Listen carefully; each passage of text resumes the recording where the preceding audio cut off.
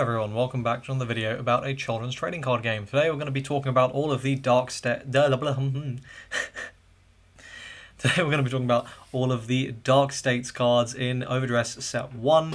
If you haven't seen my Dragon Empire review or my trial deck review, or the start deck review for Dark States, there'll be a card in the top right hand corner which will take you to my whole overdress playlist, which you can just find all my videos on this, which you can go and check out.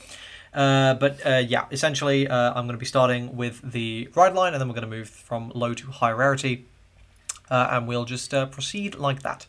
So let's get started. First we've got oh my god, my English is very good.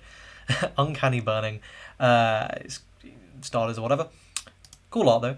Then we've got Deep Sonica. When this is placed on Vanguard Circle, you soul charge 1. Okay. And on rear during your turn, if your soul has 10 or more cards, this gets 10k power. Okay, that's pretty good. Totally useless in Bruce, but very nice in Magnus, so good card. Next, you've got Electro Spartan. Auto, when this is rode upon by Magnus, cost, put a card from your hand into your soul, draw a card, and soul charge 1. So that's pretty good. Putting a targeted card from your hand into your soul is actually not that bad, because you have ways to you have ways to get it back if you need it.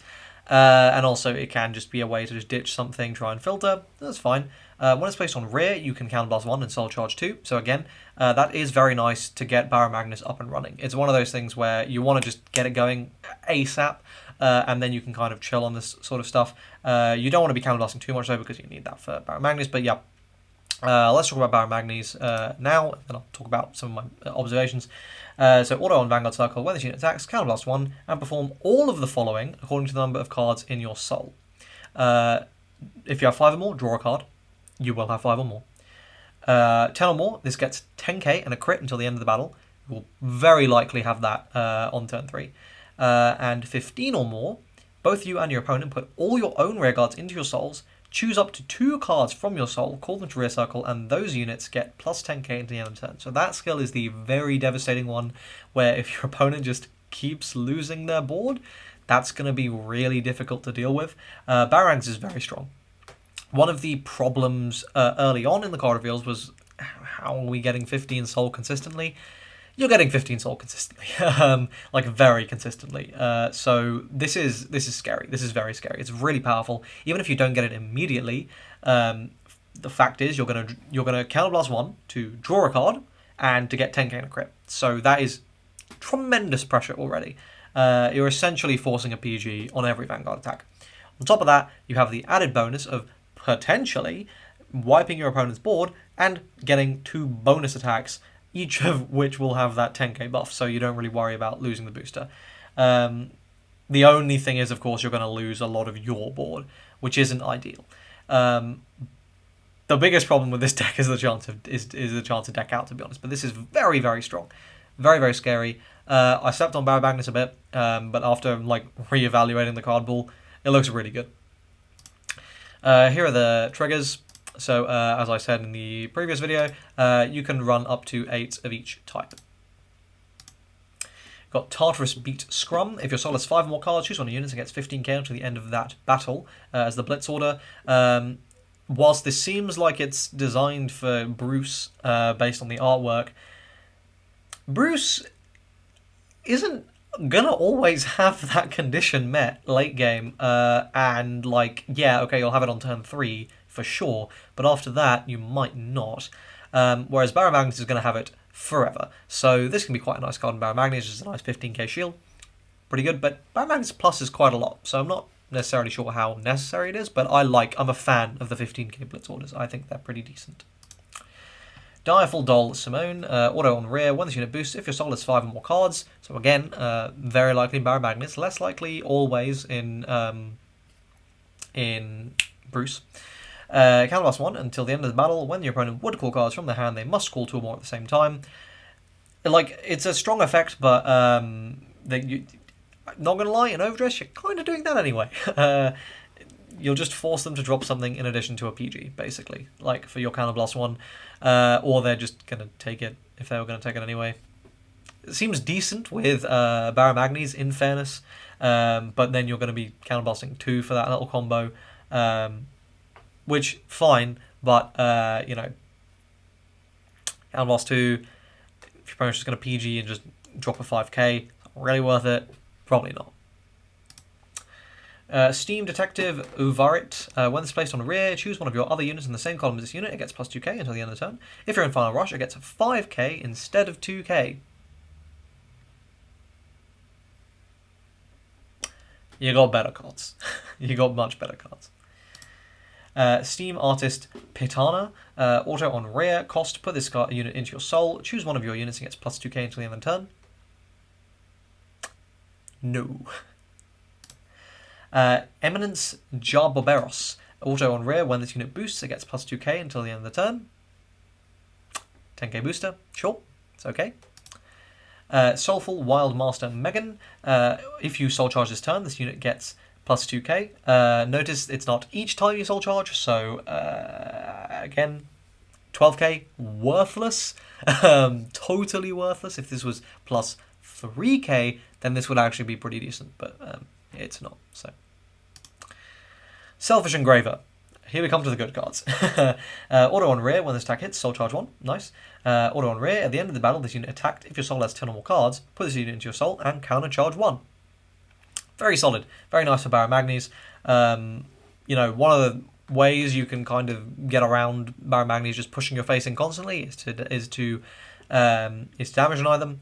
Of course, that doesn't work when they just go, oh, okay, well, I'll just counter charge. And it works so well because this also attacks first, gives the soul charge, so like it buffs up the soul as well, which may push them over the line to 15, and it gives them the counter blast they need to just potentially call it right back out. Pretty good. Pretty good. This card is very strong in Baron Magnus. Crawl, you insects.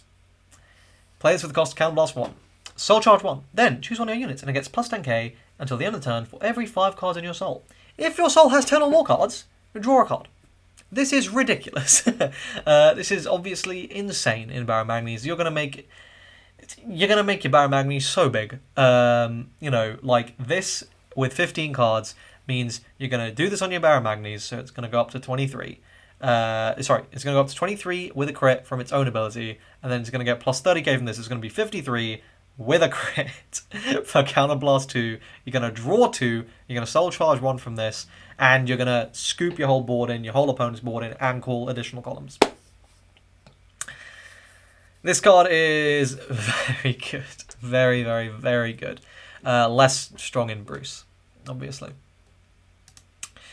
Then we got our Strictly Better PG, which you will be running 4 copies of, because for some reason they decided to make the trial deck one strictly worse. So we got our $3-4 PG rares. Cool, thanks Bushy. Project Bulb Dragon, this is a very cool card. Auto on rear, when this unit attacks or boosts, if you are in Final Rush, counterblast 1 and put another rear guard into your soul, then choose a card from your soul and put it into your hand. So this was actually really good. Being able to toolbox a lot of the cards you want in your hand from your soul back into your hand is very nice. Because the amount of times you will soul charge a PG or the over trigger that you'd really like to have in your hand, this is going to help you out with that. Very nice card in Bruce. Like, very necessary, actually, I would say. Then we've got Shadow Leak Magician. This has Resist. Like, this is a nice tech card against decks that retire or decks that jail, for example. But outside of decks that were, like, outside of Virena, I can't think of any that would necessarily you'd really care about. Also, I'm pretty sure this doesn't work against Baron Magnus because Baron Magnus doesn't target. So, yeah. Kind of whatever. Nice to have, I suppose. Phantasma Magician Curtis. When this unit is placed on rear, if your Vanguard is Master of Gravity Baron Magnus, you soul charge 2. And act on rear, if your soul has 10 or more cards, counterblast 2, and all your front row units get plus 5k until the end of the turn. Grade 3? I don't know about that one, Chief. I'm not a massive fan of this card. It might be better in play, but I don't think it is. Counterblast 2? Really? I've said my piece on the overtriggers. You play this, you check this early, your opponent just goes to handshake phase. Yeah, it is what it is. Just pick your copies up. Steam Battler Gungunnerum. Nice name. When it's placed on rear circle, Soul Charge 1, so this is really good in both decks. And act on rear once per turn, Soul Blast 3, and draw a card. That is something you're more likely to do in Bruce, but it's a nice option to have in Baron Magnes just to convert excess soul into advantage. The fact that it's an act is really nice, because it means as long as you have that there still, you can just keep doing it on the next turn. This is a very nice card to have access to. I think this is a really, really solid card, and you'll probably see this see play in Dark States for a fair while into the future. It's very generic and like very useful.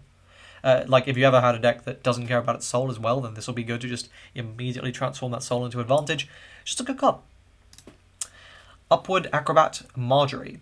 Auto on rear once per turn. When this unit attacks, if you're in final rush, cost, put one of your other rear guards into your soul, draw a card, soul charge 1, and this gets 10k into the end of the turn. This is a very important piece in final rush to making the deck like be very threatening, because this is going to let you hit numbers. This is going to like ensure you can final rush consecutively over multiple turns. Yeah, very important card for the deck. You definitely want to be playing this. And the final card for this card review is Diablos Boys Eden. This is the triple rare for Bruce. Continuous on rear. If you're in final rush, this gets 5k. And if it's stood this turn by a card effect, you get +1 crit. And auto on rear, when this unit attack hits, count +1, choose one of your opponent's rear guards and retire it. So you're obviously mainly playing it for that first skill. The second skill is a nice bonus, but the fact that this will immediately be threatening with an additional 5k and, more importantly, a crit is really, really nice. That's going to be very important to constantly laying down the pressure. Yeah, the only thing is sometimes it just won't hit good numbers, which can be really unfortunate. But yeah, it is what it is. Persona, basically, the problem with so I guess onto my impressions of the archetype of the decks. I think Bruce is being overhyped like big time. I'm seeing people putting like Bruce and Bastion on the same level, and I'm like, I don't know about that one, Chief, because like in my mind, decks like Nirvana, Bastion, like they're unfair from turn 3. Like they're unfair from the moment they ride up to grade 3. They're doing something really good, right? Whereas by design, Bruce is totally vanilla the turn you ride up to grade 3. So he's garbage that turn. He's doing nothing. And on turn 4, sure, he's very scary, but you also probably need to Persona Ride to be really, really, really terrifying. You've applied so little pressure in the game before that point that your opponent will probably just be able to take a whole assault from you. They'll have built up the advantage to be able to handle that. You will probably be struggling because you've been getting your face bashed in by your opponent's big scary things. In my testing, the only times Bruce was legitimately terrifying was when it went first, and it opened very well, and I opened pretty okay. And in those situations, it was very scary because Final Rush was online basically immediately. I didn't have anywhere near as long to kind of build advantage and stuff.